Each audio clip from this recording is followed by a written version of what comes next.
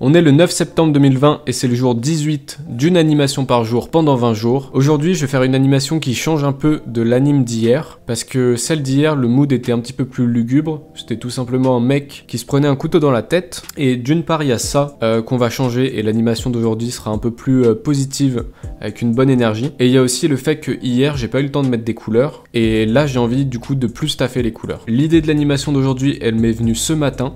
Donc j'ai eu l'idée en voyant un mec dans ma classe qui avait une chemise.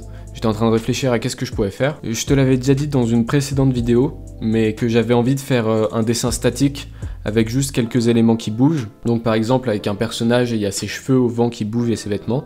Et bah c'est exactement ce que j'ai choisi de faire aujourd'hui. Du coup j'ai vu un mec avec une chemise et j'ai eu une idée dans la tête. Donc un mec légèrement en contre-plongée de face, avec les cheveux qui volent au vent, des lunettes de soleil et une chemise qui vole au vent elle aussi. Dans ma tête, les couleurs, du coup, c'est du orange, du jaune, c'est genre un coucher de soleil. Ce qui serait bien de rajouter, mais que je vais pas faire parce qu'on n'a pas le temps, ça serait de mettre des palmiers derrière, genre il est à Miami. Mais pour le moment, on va se contenter juste d'un fond de couleur unie, je pense. Ou alors juste la forme des palmiers et des arbres, on verra ce que je fais. Donc c'est l'idée générale du dessin que j'ai déjà commencé et que j'ai pas pu filmer la face cam et l'intro avant.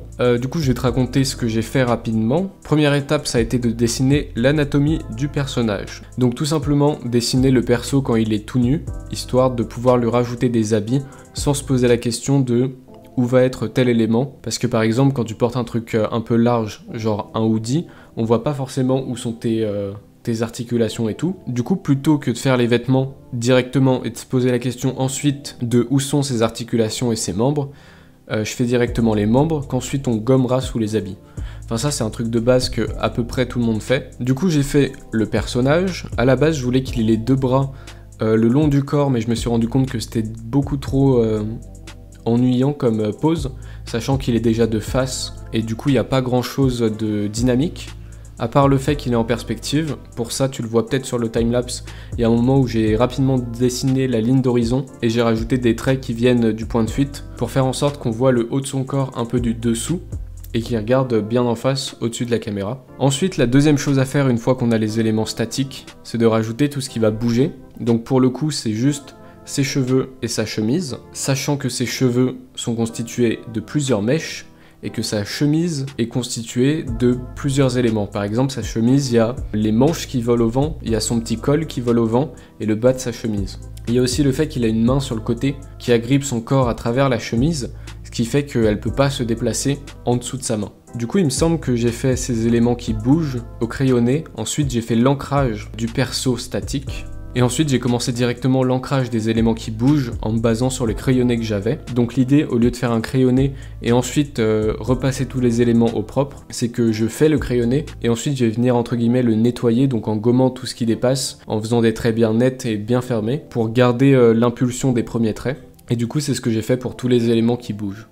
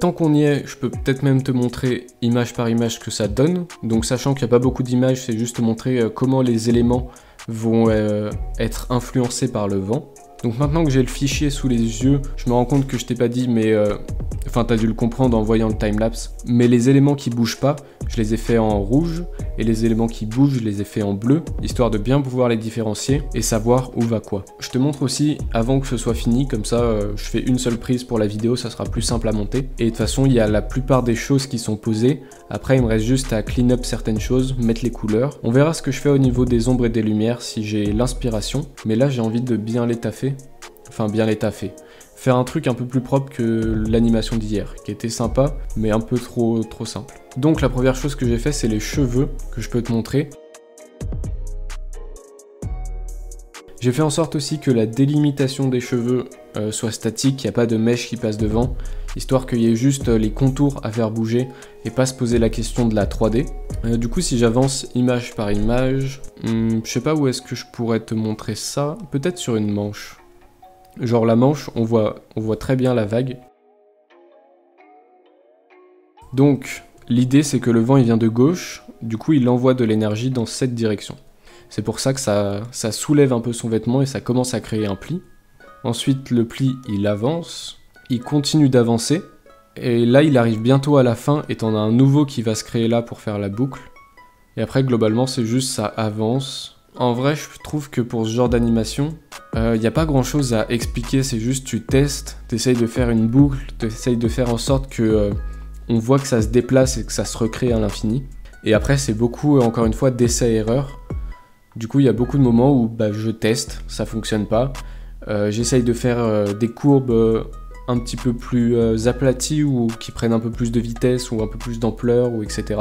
Et du coup, en vrai, image par image, on voit pas grand chose, c'est juste ça se déplace. Donc là, ça passe de gauche à droite. Là, il y a le moment où c'est un peu soulevé dans les airs et ça va repartir à gauche. Et voilà, en vrai, il n'y a pas grand chose. C'est juste du test et du test. Parce que, encore une fois, là, il n'y a que 6 frames. Pour toute l'animation, il n'y aura que 6 frames. Et ça tournera en boucle sur ces 6 frames. Donc, on a l'impression que ça prend pas beaucoup de temps et que c'est facile à faire. Sauf que pas du tout. En fait, c'est grave long. C'est un peu le truc avec tous les arts que tu vois. Par exemple, quand tu vois un film, ça dure que 2 heures et pourtant ça a pris des années à le faire, par exemple. Ou de la musique, c'est pareil. Enfin bon. On n'est pas là pour parler de ça, j'étais juste là pour te montrer l'animation d'aujourd'hui. Je vais pouvoir bosser dessus et je vais pouvoir envoyer ça sur YouTube. On a bientôt fini cette série, il reste que 2 jours, je suis fatigué. À demain pour jour 19.